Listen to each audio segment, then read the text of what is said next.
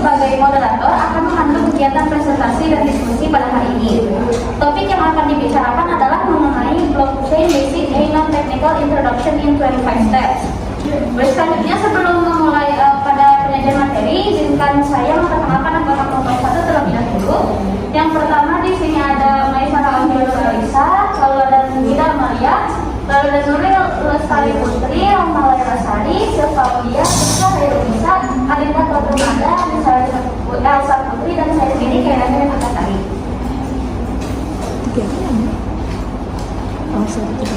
Oke, selanjutnya yaitu adalah penyampaian materi dengan materi pertama yang akan disampaikan oleh Dr. Basari kepada Roma di persilakan. Baik, terima kasih kita atas kesempatannya. Yang pertama itu ada identitas buku. Nah, buku yang kami rangkum, review, serta baca ini berjudul Blockchain Basic a Non-Technical Introduction in 25 Steps. Dalam penulisnya dari Indonesia, penerbitnya Amres tahun 2017, berterdapat halaman 249 halaman dengan ISBN 9781484222603. Nah, buku Blockchain Basic Non-Technical Introduction in 25 Steps ini adalah panduan yang jelas tentang teknologi blockchain tanpa persyaratan latar belakang teknis. Kan ada non-teknis dan ada latar belakang teknis.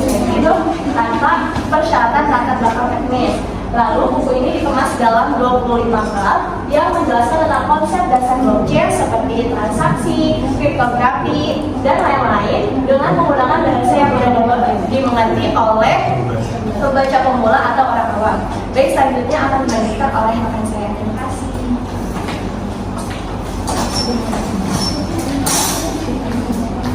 Izin melanjutkan, materi selanjutnya adalah tentang penulis.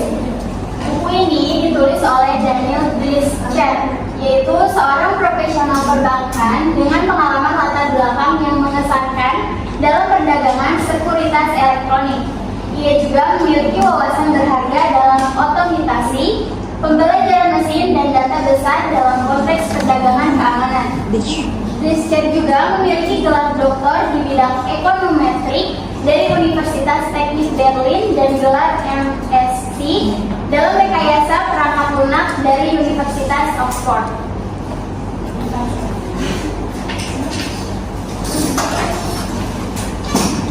Selanjutnya ada isi dari buku. Blockchain ini punya komponen pertama, contohnya kriptografi. Nah, kriptografi ini penting dalam dunia teknologi, contohnya untuk melindungi data-data. Terus mengamankan transaksi uang elektronik, mencegah kerahasiaan informasi sensitif dalam sistem komputer. Nah, kriptografi dan algoritma didasarkan pada konsep matematika kompleks yang pada gilirannya memiliki notation matematika dan rumus. Nah, tapi buku ini menggunakan kita dengan tidak menggunakan notation matematika atau rumus apapun untuk menghindari kompleksitas yang tidak perlu bagi pendengar mengerti. Kemudian akan menggunakan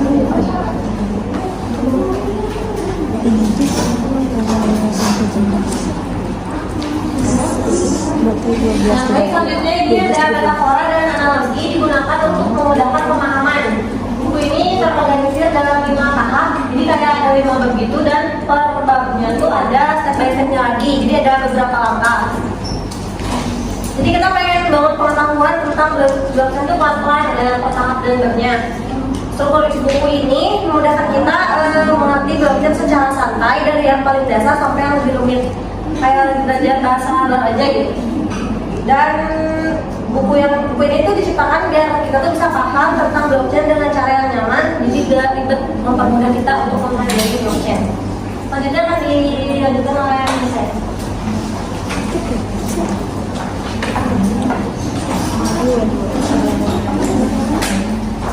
Selanjutnya, buku ini secara berdampak membangun pemahaman tentang teknologi blockchain dengan menggambarkan langkah-langkah menuju jalur pembelajaran. Jadi buku ini sebenarnya seperti membimbing pembaca pelan-pelan untuk memahami tentang teknologi blockchain.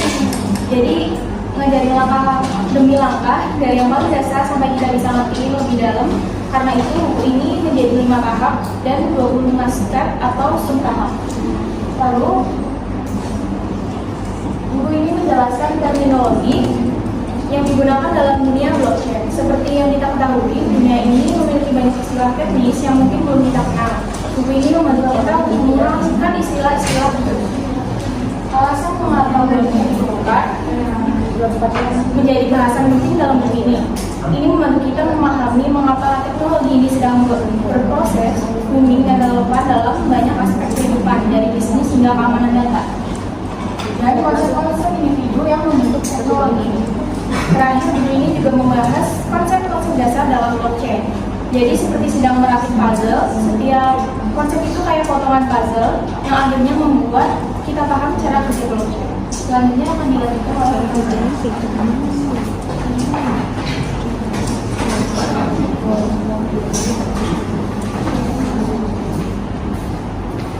melanjutkan. Selanjutnya yaitu dalam buku ini penulis juga menggunakan metode perangkat yang versi mobile untuk mengilustrasikan tentang bagaimana kompleksitas teknologi yang seringkali diabaikan oleh pengguna. Mobile atau ponsel menjadi simbol yang menunjukkan bahwa sebagian dari pengguna hanya memahami satu bagian dari teknologi, seperti penggunaan ponsel untuk panggilan telepon. Jadi di buku ini juga menjelaskan tentang bagaimana cara penggunaan ponsel atau aplikasi-aplikasi lain. Jadi tuh si pengguna aplikasi ponsel di aplikasi-aplikasi di ponsel ini bisa bisa menggunakan yang lain, jadi ngerti paham yang lain, enggak cuma paham satu aplikasi aja. Selanjutnya kita baca aplikasi. Selanjutnya buku ini mengusung dua tempat pembahasan. Yang pertama penerapan dan implementasi, dan kemudian perbandingan antara aspek fungsional dengan non fungsional. Ini tuh untuk membantu memahami perbedaan di mana antara kebutuhan pengguna dan aspek teknis sistem. Nah, ini juga bisa membantu para pengguna untuk memisahkan apa yang sistem lakukan, yaitu aspek fungsional, dan bagaimana teknis sistem melaksanakan yang ada itu aspek fungsional.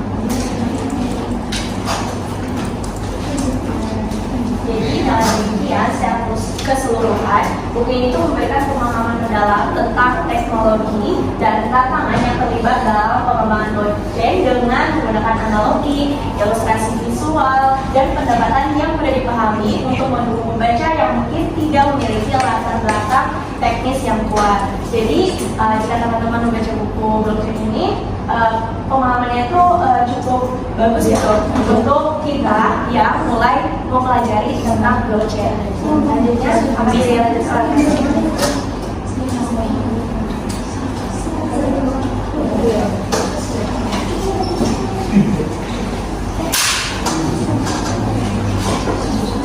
Di sini ada kelemahan dan kelebihan dan kekurangan buku.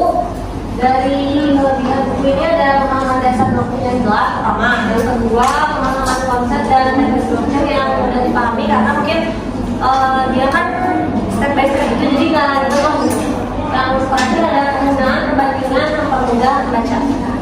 Lalu ada beberapa kekurangan, yaitu potensial kesulitan pemahaman terutama bagi pembaca yang memiliki latar belakang teknis yang kuat. Konsep-konsep teknis dalam blockchain dan buku ini juga dapat menjadi sulit dipahami bagi sebagian pembaca. Lalu keterbatasan konteks, memiliki keterbatasan dalam memberikan konteks yang lebih luas atau aplikasi praktis dari teknologi blockchain yang dapat membuat beberapa pembaca merasa kurang puas dengan pemahaman yang mereka peroleh dari buku ini.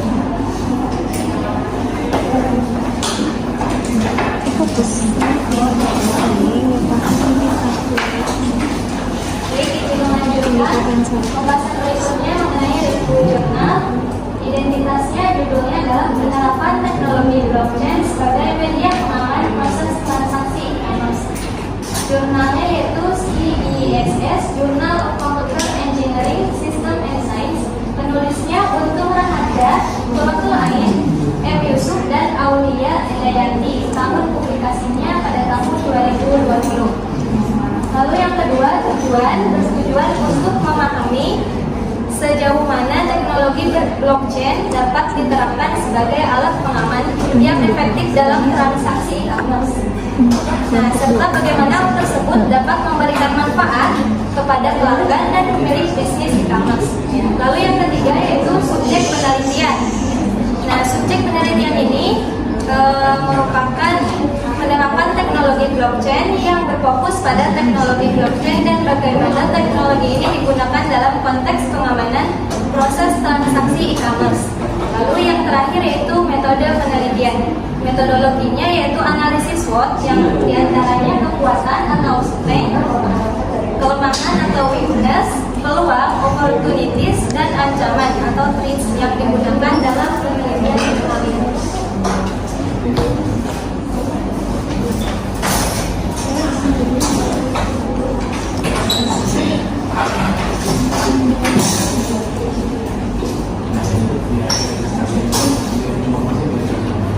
Materi selanjutnya adalah kekurangan penelitian jurnal.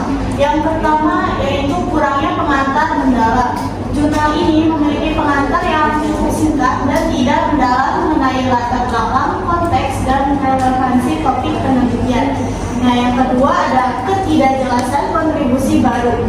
Penelitian ini tidak memberikan kontribusi baru atau penemuan yang signifikan dalam bidang ini. Yang ketiga ada keterbatasan data empiris. Jurnal ini kurang memberikan data empiris atau bukti konkret yang mendukung klaim dan temuan yang disajikan dalam penelitian.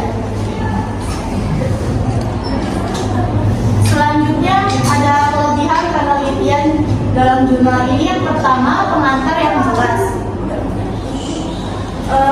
Yang dimaksud pengantar yang jelas ini, dalam jurnal ini memberikan pengantar yang cukup jelas tentang topik e-commerce dan peran teknologi blockchain dalam meningkatkan keamanan dan efisiensi dalam proses transaksi online. Nah, yang kedua ada pemahaman tentang e-commerce. Yang dimaksud pemahaman tentang e-commerce itu pada jurnal ini mengenai e-commerce yang mengidentifikasikan peran utama platform ini dalam menghubungkan perusahaan dan konsumen serta menyoroti perkembangan transaksi online. Nah, yang ketiga ada pengenalan teknologi blockchain. Pengenalan teknologi blockchain dalam jurnal ini memperkenalkan teknologi blockchain dan sejarahnya serta menggambarkan beberapa manfaat utamanya seperti verifikasi transaksi tanpa perantara, biaya yang lebih rendah, dan keamanan yang tinggi. Nah, yang keempat ada pentingnya penerapan blockchain. Dalam jurnal ini pentingnya penerapan blockchain menyoroti pentingnya menerapkan teknologi blockchain dalam e-commerce termasuk mengatasi masalah biaya tinggi, efisiensi pembayaran, dan risiko keamanan terpusat. Yang terakhir ada memuat pendekatan metodologi analisis SWOT. Memuat pendekatan metodologi analisis ini, jurnal ini mencakup pendekatan metodologi analisis SWOT yang akan digunakan dalam penelitian yang dapat membantu dalam mengidentifikasi kekuatan, kelemahan, peluang, dan ancaman dalam konteks penerapan teknologi blockchain dalam e-commerce. Materi selanjutnya akan disampaikan oleh Francis.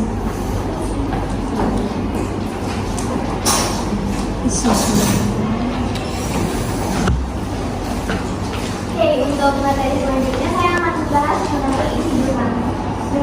Jurnal Computer Engineering System and Science membahas mengenai penerapan teknologi blockchain dalam mengandalkan transaksi e-commerce.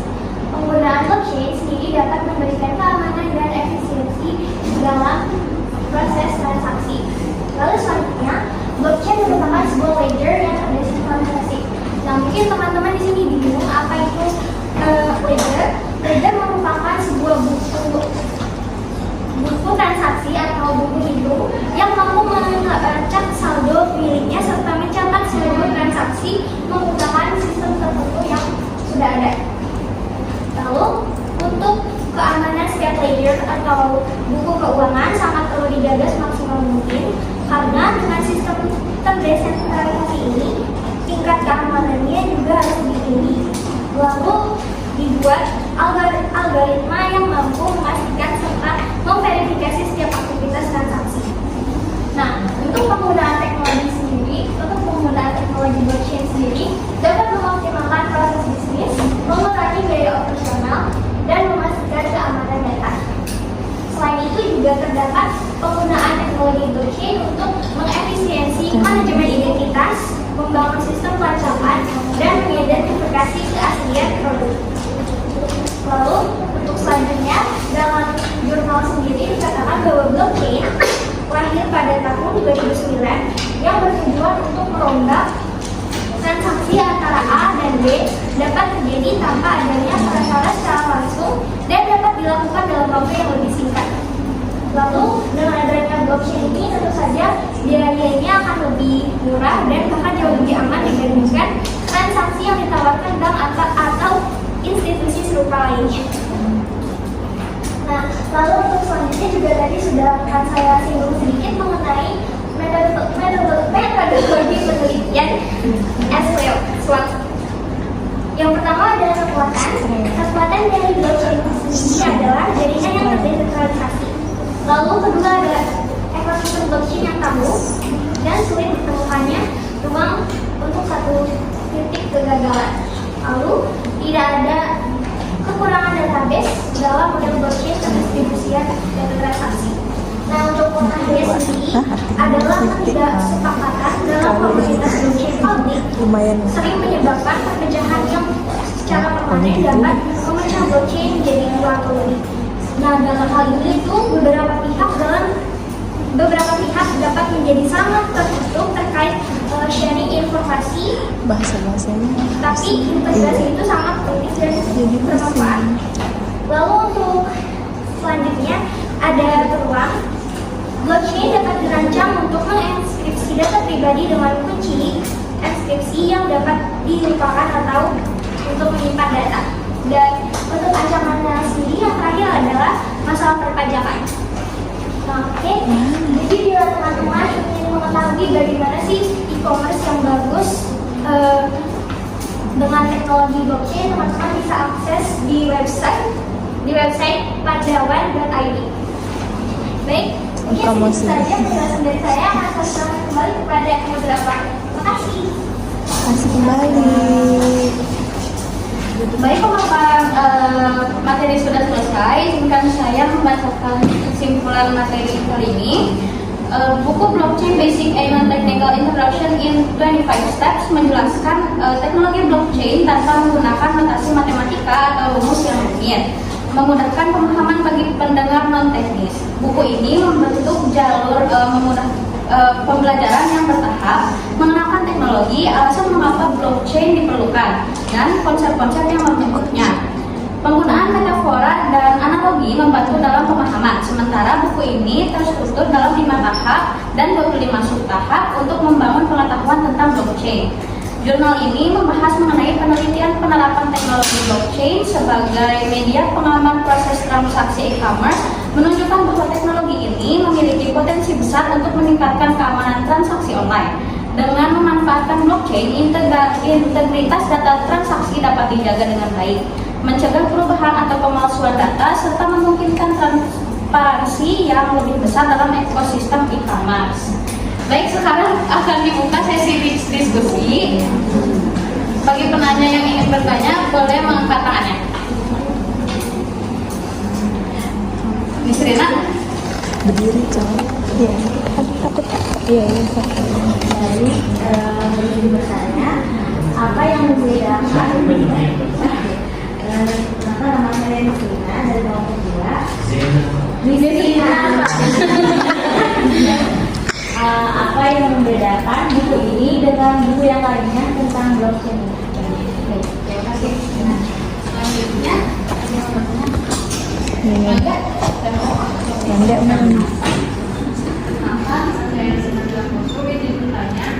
Apa manfaat potensial dari penggunaan teknologi blockchain dalam industri e-commerce? Terima kasih. Selanjutnya, Ira. Perkenalkan, saya Aulia Kabriana. Izin bertanya, apakah blockchain memiliki potensi untuk mengubah industri keuangan? Terima kasih. Baik, izinkan kami sekelompok untuk berdiskusi terlebih dahulu untuk menjawab pertanyaannya. Terima kasih. Omah, ini paus nih. Gimana Pak? Nggak usah.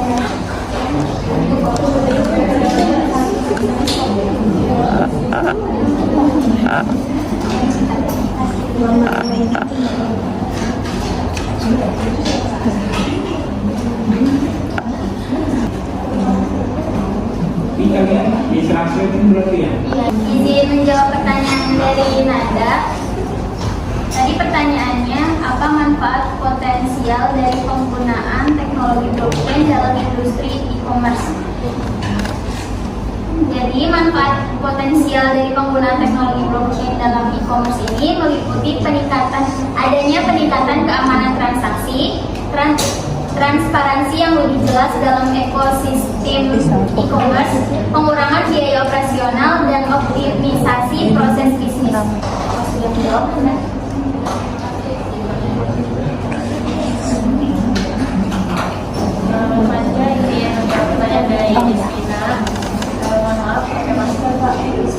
Oke, jadi tadi kan pertanyaannya apa yang membedakan buku ini yang kami baca, yang kami rangkum, yang kami review dengan buku lain yang membahas topik tentang hal yang sama tentang blockchain. Nah, jawabannya yang membedakan buku ini seperti judulnya itu blockchain basic. Berarti sebelum kita membaca buku blockchain lainnya, berarti kita harus tahu dulu dasarnya, karena kan basic berarti dasar. Nah itu lalu juga dengan pendekatannya buku ini tanpa teknis gitu kan, ada buku yang memang teknis gitu pembahasannya, lalu sehingga mudah dipahami oleh pembaca awam seperti kita gitu yang mau mempelajari blockchain tanpa mengurangi wawasan yang berharga tentang blockchain lainnya gitu di buku. Sudah, terima kasih. Oke, sama-sama. Iya. Izin menjawab pertanyaan Aulia ya. Dengan pertanyaan apakah blockchain memiliki potensi untuk mengubah industri keuangan? Jadi blockchain ini memiliki potensi yang besar untuk mengubah industri keuangan karena dapat mengurangi biaya transaksi, meningkatkan keamanan dan mempercepat proses transaksi. Ini blockchain tuh apa sih? Musik ya.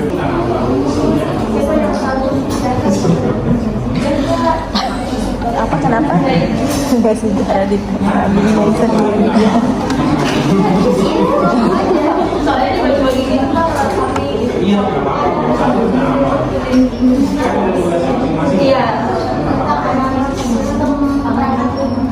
Isinya apa aja, Mbak? Apa jangan malu-malu. Ya secara garis besar aja. Oke, tentang perangkatnya dua tentang apa? Itu spot aku. Dua juga tentang apa? Referensi. Yang tulis yang bagus. Terus jalur cepat.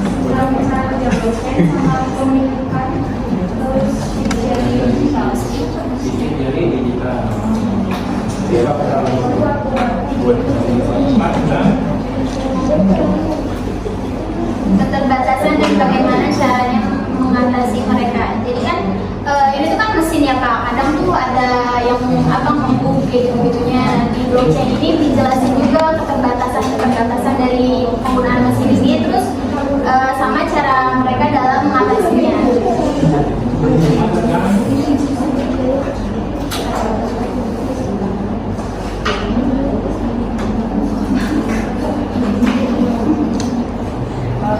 Tentang menggunakan blockchain, risiko ringkasan dan pandangan data.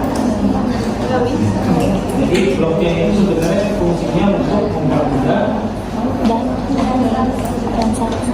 ya mempermudah hidup. Basic Nah, teman-teman lagi di situ dibahas ada otomatisasi, contoh ini ya kan. Ya contohnya ya sidik jari digital itu yang namanya hashing. Nanti contohnya saya kasih contoh kalian kalau misalnya kalian ganti fisik atau ganti angka atau ganti huruf A jadi B, B jadi C itu nanti sidik jarinya itu berubah. Karena pertemuan awal jadi saya lebih ke teori dulu, habis teori lalu kita ke praktek ya kan? Kalau saya langsung praktek kalian nggak tahu teori itu kan kita malah paling nggak. Nah sekarang kalian udah mulai dikit-dikit tahu lah ya, kan udah teorinya kan langsung review kan, nanti materi dari teman-teman ini juga dikasih ke yang lainnya dan dapat jadi ya mungkin sama-sama cek Indonesia, sama-sama proses. Oke, kalau ada Semangat. Hah? Baik, demikian diskusi dan presentasi dari kelompok 1. Kami berterima kasih kepada teman-teman dan Bapak yang sudah menyimak sampai akhir. Mohon maaf atas segala kekurangan. Izin presentasi kami saya tutup. Wassalamualaikum warahmatullahi wabarakatuh. Waalaikumsalam warahmatullahi wabarakatuh.